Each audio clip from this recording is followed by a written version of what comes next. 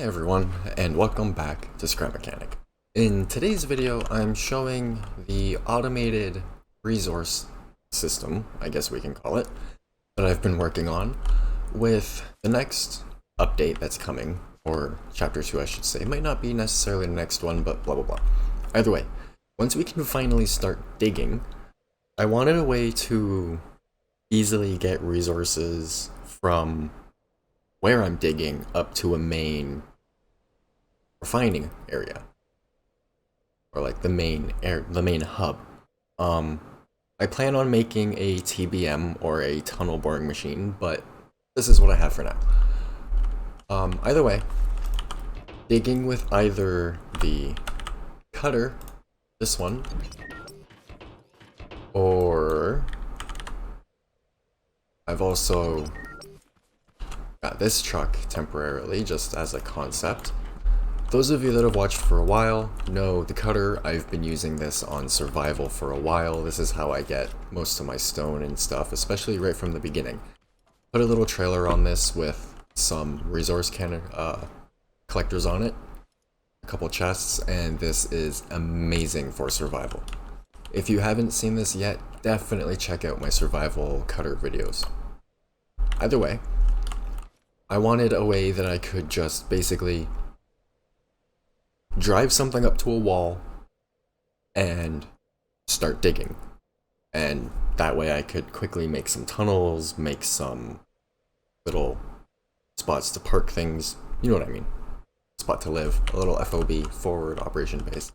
So I took the cab off of the produce truck. Ooh. Pick that up really quick. This thing. This is my survival produce truck. It's not really big enough, but either way, I took the cab off of that just temporarily and then made this rear frame thingy that I'm also thinking of turning the cab around. So that's the front, and then putting the steering on these wheels instead of that one. But either way, if we hit the switch, that unfolds, slides back, and then go. And then you just drill into the rock, basically. It does need the suspension slightly stiffer. It does need some more control. Hence why I'm thinking of turning the cab around. Maybe making those wheels steer, maybe keeping this end steering, but who knows? So that's my kind of plan on cutting the holes and so on. Those of you that are regulars on the channel will have seen the bunker I'm working on, so this would definitely get that cut out. Use something like this or some kind of wormy thingy that I've been trying to design to cut the main excuse me, the main tunnels, and then this can be used to cut out smaller areas and then whatever other tools we get. This, however, is what I've been really working on, and as I said, it's just an automated part. So it'll drive along a track through the main areas, and then you can put stuff on it that you don't need, get stuff off of it that you do need. You could put like gas and stuff down the middle. And then I've had a couple ideas, but sensors don't detect wood that is in a collection bin. At least I haven't gotten them to work so far. So these ones are attached onto a little flag so that when there's anything in the bins, this would go up, and I'll explain that in a minute.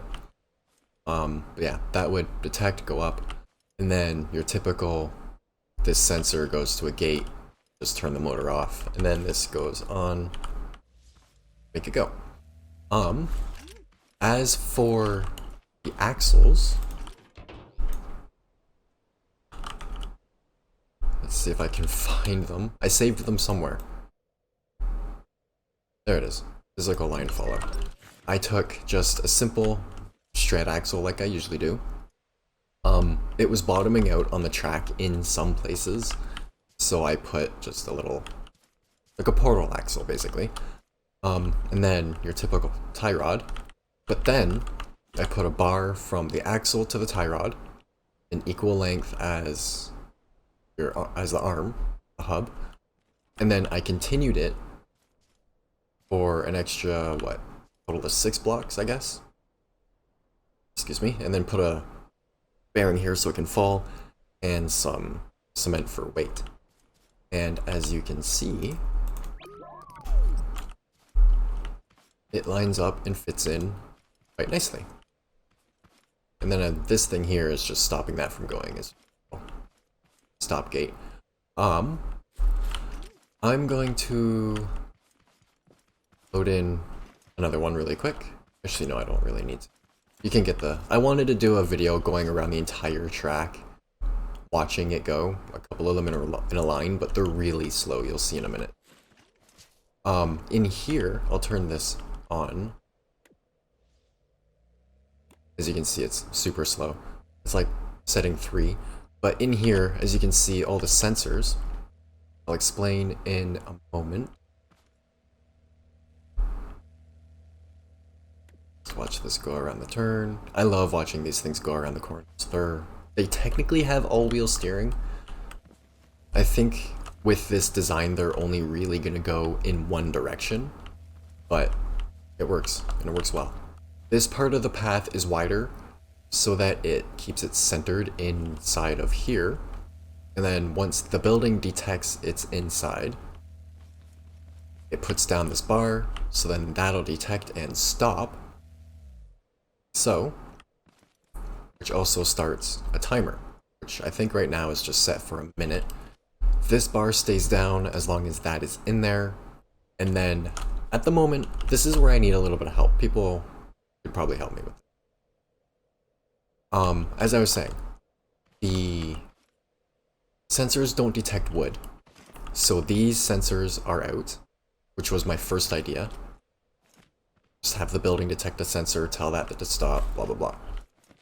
It didn't detect them. So what I wanted to do, or before I really realized that, I then tried flag. I then decided I'll just detect when there's something, or those ones up there are for the flag. And then I figured that's about to go. Here we go. It's a little glitchy. And then I figured just detect when the thing is there and use a timer for now. So use timers, figure out how long it takes for all 4 to empty, and then add another few seconds to that door, and there we go. It'll work for now. But if anyone can get away for that to actually work well, please let me know. And just kind of watch it go around this corner.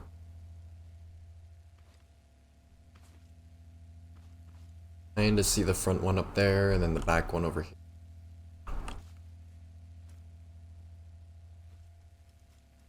And it just works. And it's super quiet. Like, even standing right up here at the motor, I can just hear it. Ooh, and yeah, it's on 3. So really, having one of these just going around your map, or a couple, if you could figure out a way to make them secure so the robots don't destroy them, but having these go to like your main tree, like your main wood area, your main digging area, so on, just to kind of collect anything that's fallen on the ground, act as a bus, so on, because like you could even take chair. I'm too lazy to redesign this, but you could redesign the middle part and up there and put some over the front more. Just no. Program decided it wanted to check for an update. Either way, you can put a chair on this somewhere, and it'll just take you to wherever you need to go. So like, from the main crash site to the warehouse and so on.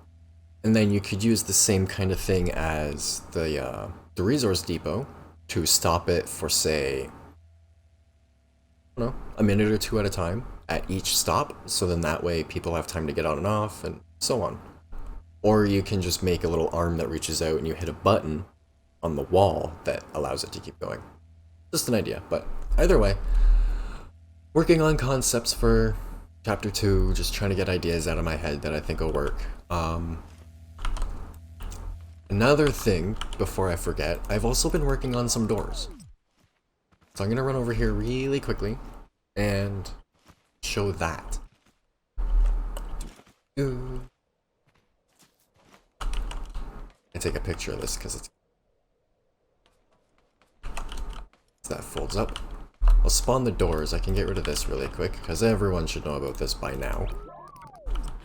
So if we go to doors and load the doors, I've been working on doors and a bridge, but I want that.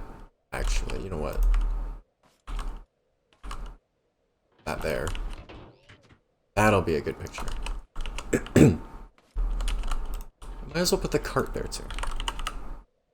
Sorry for doing this during the video, this is just how unorganized my brain is. But either way, there's the picture. As I mentioned just quickly, I've also been working on a bridge. It is a retractable that you will see as we go through doors. This way, I think. That's the one I did for. So, I've been wanting to work on some kind of vault doors. I'm still working on a Fallout style one because how can you have bunkers and stuff without a Fallout style vault? But either way, these are some of the doors that I've been working on.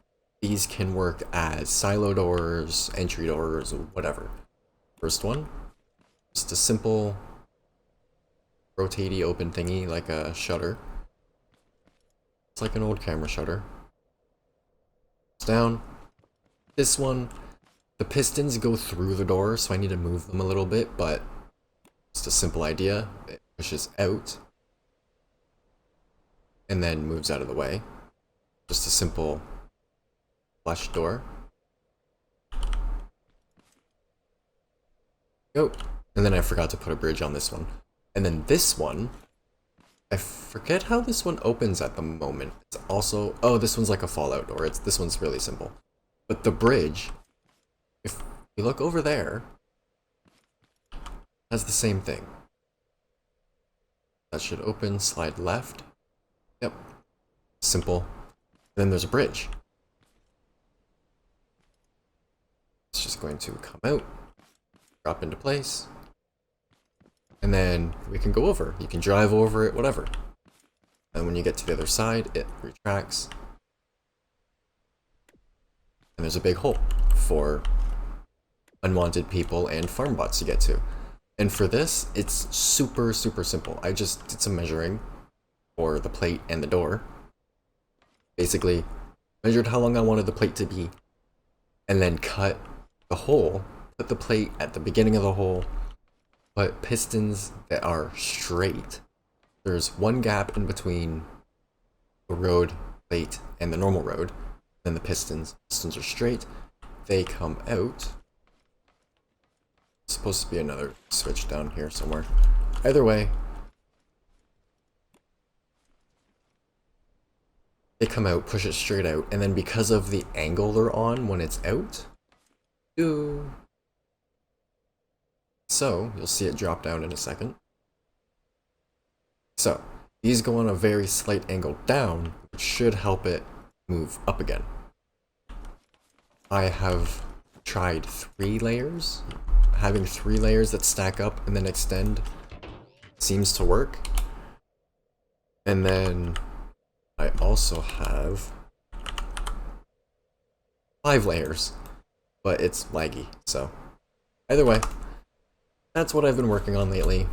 You'll actually get to see it in practice and see me actually try and build it and whatnot in chapter 2, but for now, any tips or advice, let me know.